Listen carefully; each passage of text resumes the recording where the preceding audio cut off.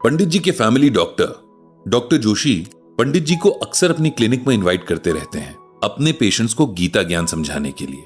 पंडित जी जब भी गए हैं उनके सेशंस बहुत अच्छे हुए हैं।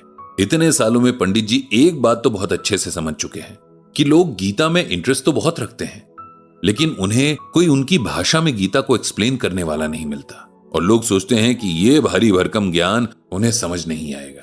जब पंडित जी लोगों से गीता ज्ञान की बात करते हैं तब उनकी पूरी कोशिश होती है कि आसान शब्दों में अपनी बात कहें, रियल लाइफ के प्रैक्टिकल एग्जांपल्स दें और लोगों को बताएं कि कैसे गीता ज्ञान को अपनी लाइफ में अप्लाई कर सकते हैं। इस तरह लोगों को आसानी से गीता ज्ञान भी समझ आ जाता है और वो उसे अपनी लाइफ में उतारना भी सीख जाते हैं।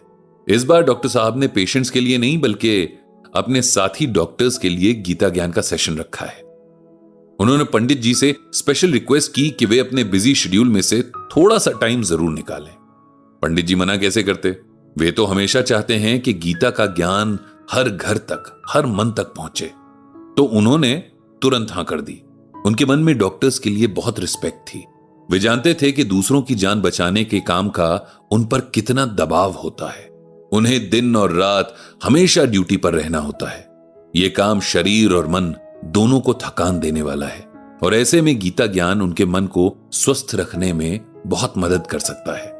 जिस दिन पंडित जी को डॉक्टर जोशी के क्लिनिक जाना था उससे कुछ दिन पहले उन्होंने टीवी पर एक डॉक्यूमेंट्री देखी थी जिसमें दुनिया भर के डॉक्टर्स ने अपने प्रोफेशन से जुड़ी दिक्कतें बताई थी। कैसे उन्हें अपनी पर्सनल लाइफ को सैक्रिफाइस करना पड़ता है।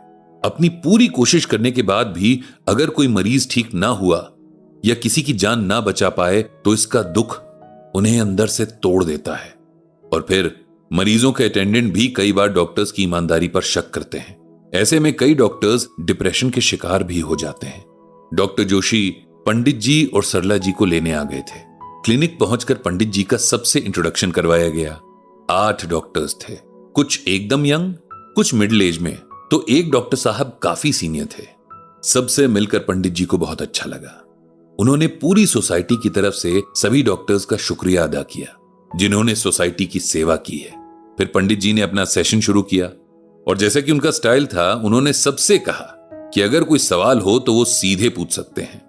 देर न करते हुए सबसे पहला सवाल डॉक्टर सक्सेना, जो कि उन सभी डॉक्टर्स में से सीनियर थे, उन्होंने पूछा। उनका सवाल था कि हमारे प्रोफेशन को नोबल प्रोफेशन कहा जाता है, लेकिन कई लोग इसे बदनाम भी कर रहे हैं। मनी माइंडेड और सेल्फिश डॉक्टर्स भी हैं जिनकी वजह से हम जैसे डॉक्टर्स को बुरा लगता है, जिन्होंने अपनी पूरी लाइफ लोगों की सेवा में लगा दी। ऐसे डॉक्टर्स जब सामने आते हैं तो बहुत गुस्सा आता है। इनकी ही वजह से लोग अब हमारे प्रोफेशन की ईमानदारी पर भी शक करने लगे हैं। अब आप ही बताइए उनके साथ हमें कैसे पेश आना चाहिए। पंडित जी ने उन्हें श्रीमद् भागवत गीता का ये श्लोक सुनाया। तेजः क्षमा धृतिः शौचम द्रोहो नातिमानिता भवंति संपदम दैवीम अभिजातस्य भारत। इसका मतलब यह है कि तेज, क्षमा, धैर्य और शुद्धता जिसमें होती है और जिसमें घमंड नहीं है, ये सब भगवान को प्रिय पुरुष के लक्षण हैं। इसे सिंपल वर्ड्स में ऐसे समझिए कि अच्छे कर्मों की चमक, दूसरों को माफ करने का गुण, पेशेंस और साफ मन और थॉट्स के साथ ही जिस इंसान के मन में किसी तरह का घमंड ना हो, ऐसे इंसान को भगवान अपना प्रिय यानी प्यारा मानते हैं। आपका प्रोफेशन महान है, इसमें कोई शक नहीं है। रही बात उन लोगों की जो इस प्रोफेशन के एथिक्स के खिलाफ काम कर रहे हैं, तो ऐसे लोग तो हर जगह होते ही हैं। एक अच्छे डॉक्टर के सारे गुण आपके अंदर हैं, लेकिन भगवान को कुछ और भी गुण चाहिए होते हैं। क्षमा यानी फॉरगिवनेस और पेशेंस इनमें सबसे जरूरी है। जो गलत रास्ते पर हैं वो उनकी आत्मा का संस्कार है। आप ज्यादा से ज्यादा उन्हें समझा सकते हैं, बाकी उनके कर्म पर डिपेंड करता है। आप अपना कर्म जैसे करते आ रहे हैं वैसे ही करते रहिए और अपने अंदर क्षमा बनाए रखिए। किसी को माफ कर देने का मतलब उसके गलत को एक्सेप्ट करना नहीं होता, वो तो गलत ही रहेगा, लेकिन अपने मन से एक बोझ को हटाना है जो गुस्से और नफरत की वजह से हमारे मन में बस जाता है। हमें पाप और पापी को अलग करके देखने की समझ अपने अंदर पैदा करनी होगी, तभी हम सही मायने में किसी को माफ कर पाएंगे। पंडित जी के जवाब से डॉक्टर सक्सेना को बहुत अच्छा लगा। अगला सवाल एक बहुत यंग से दिखने वाले डॉक्टर रावत की तरफ से आया। उन्होंने पूछा, पंडित जी मैं कैंसर स्पेशलिस्ट हूं। मेरे पास जो केस आते हैं उन्हें देखकर कभी कभी भगवान से सवाल करने का मन करता है कि अगर सब कुछ उनके हाथ में है तो सबको एक जैसी जिंदगी क्यों नहीं देता? किसी के हिस्से में इतना दर्द क्यों लिख देता है? पेशेंट्स तो जो झेलते हैं वो झेलते हैं, लेकिन उनकी फैमिलीज भी ट्रीटमेंट के प्रोसेस में बर्बाद हो जाती हैं। ऐसे में मन बहुत खराब होता है। हम चाहकर भी किसी के लिए कुछ नहीं कर पाते। कई लोग इतने गरीब होते हैं कि इलाज अफोर्ड नहीं कर पाते, तब अपनी बेबसी का एहसास होता है। कई बार बहुत छोटे छोटे बच्चे जिन्होंने अभी ठीक से दुनिया भी देखी नहीं है, उन्हें कैंसर हो जाता है। उन्हें दर्द में देखकर हर बात से भरोसा उठ जाता है। हम कभी जताते नहीं हैं, लेकिन अंदर ही अंदर हम हर रोज थोड़ा टूटते हैं। पंडित जी ने डॉक्टर रावत की बात सुनी और उनके लहजे में जो तकलीफ थी उसे महसूस भी किया। उन्होंने डॉक्टर रावत और बाकी सब डॉक्टर्स से कहा कि आप लोगों की ये तकलीफ हम सब समझते हैं और इसके बावजूद आप जिस तरह सबका ख्याल रखते हैं उसे अप्रिशिएट भी करते हैं। भगवान श्री कृष्ण ने गीता में कहा है कि वासांसि जीर्णानि यथा विहाय नवानि गृह्णाति नरोपराणि तथा शरीराणि विहाय जीर्णा न्यन्यानि संयाति नवानि देहि।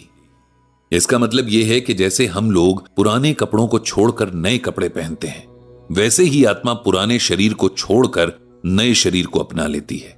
इसका मतलब यह है कि आत्मा हमेशा एक शरीर से दूसरे शरीर में जाती है। शरीर को दर्द होता है, लेकिन आत्मा तो कभी न मरने वाली है।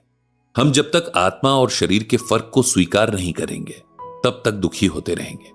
हमें शरीर के दुख के लिए दुखी नहीं होना चाहिए और यह समझना चाहिए कि पिछले जन्म के कर्मों के फल से ही इस शरीर को दुख मिल रहा है और शायद अगले जन्म में इतने कष्ट ना मिले।